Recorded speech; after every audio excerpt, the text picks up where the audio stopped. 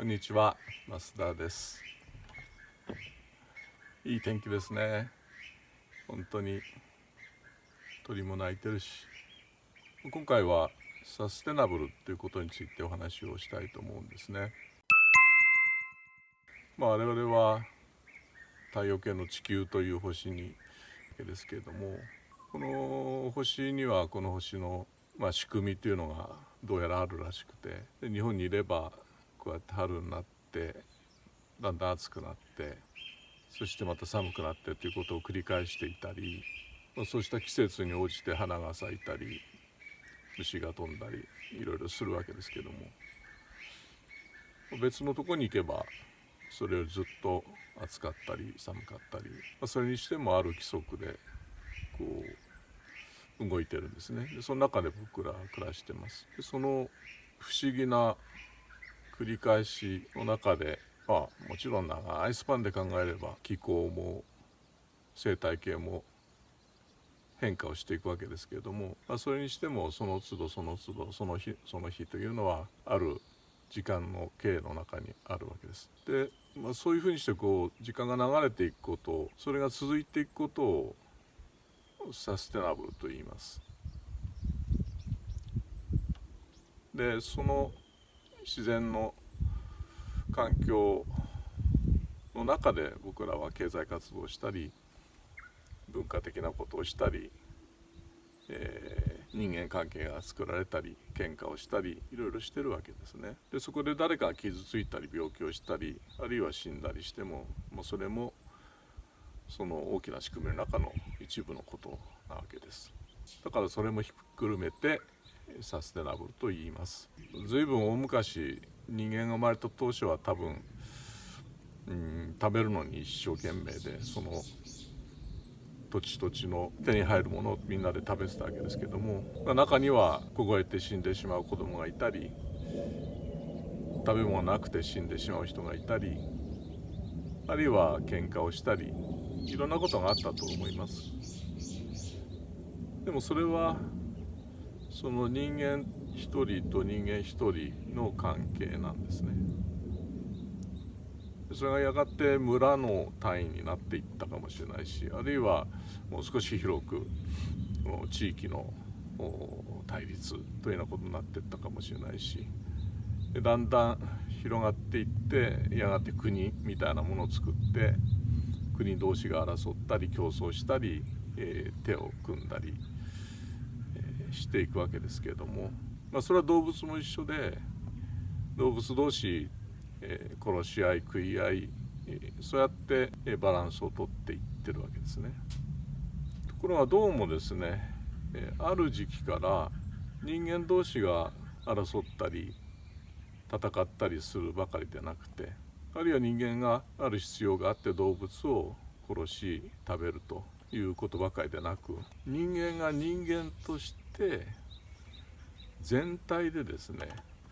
他の動物とか植物を丸ごと手に入れようとしたり、あるいは人類と自然環境のような大きな対立構造を生んでいった時期があり、それが今に至ってると思うんですね。でそうなってくると、それまでどんな動物も植物もしようとしなかった全ての人間と人間以外のものとの争い、そのことがおそらく自分たちの大切な環境そのものを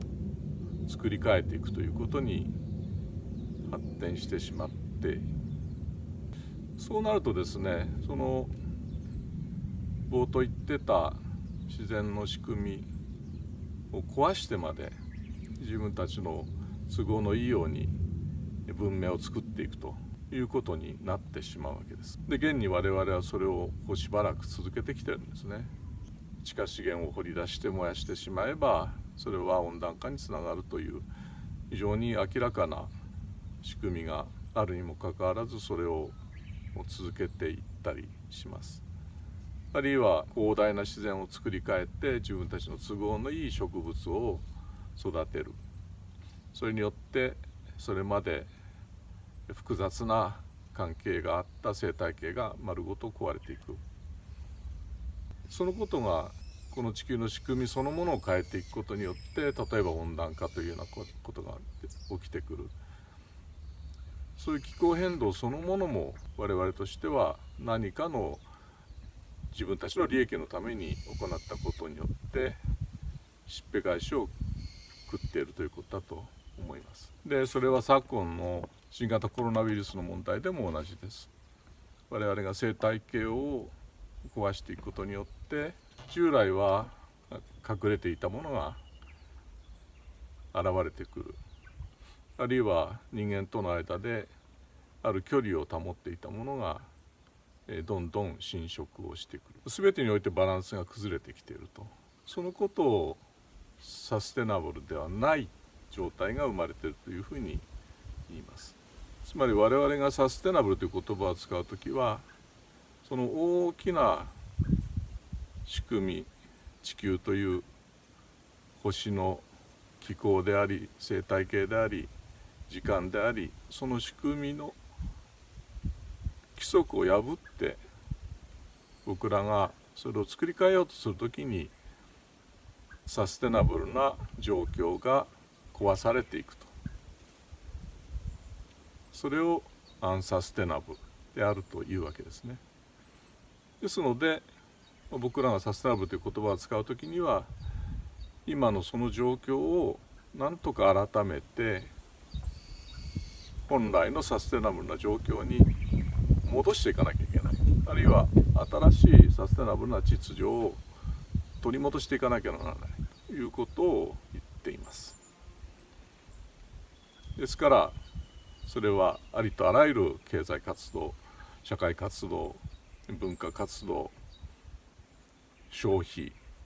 暮らし、教育、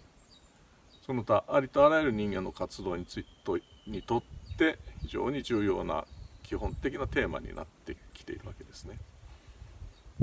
で我々はたまたまデザインという仕事をしてますけれども、そのデザインによって行われること、その影響について果たしてそれがサステナブルな社会を作っていくことに貢献しているんだろうか、そっちを向いてるんだろうかということを常に意識をし、もしそうでないならば改める、そして積極的にサステナブルな社会を作っていくことにデザインを持って挑んでいこうと、それがサステナブルデザインということなわけですね。お分かりいただけましたでしょうか。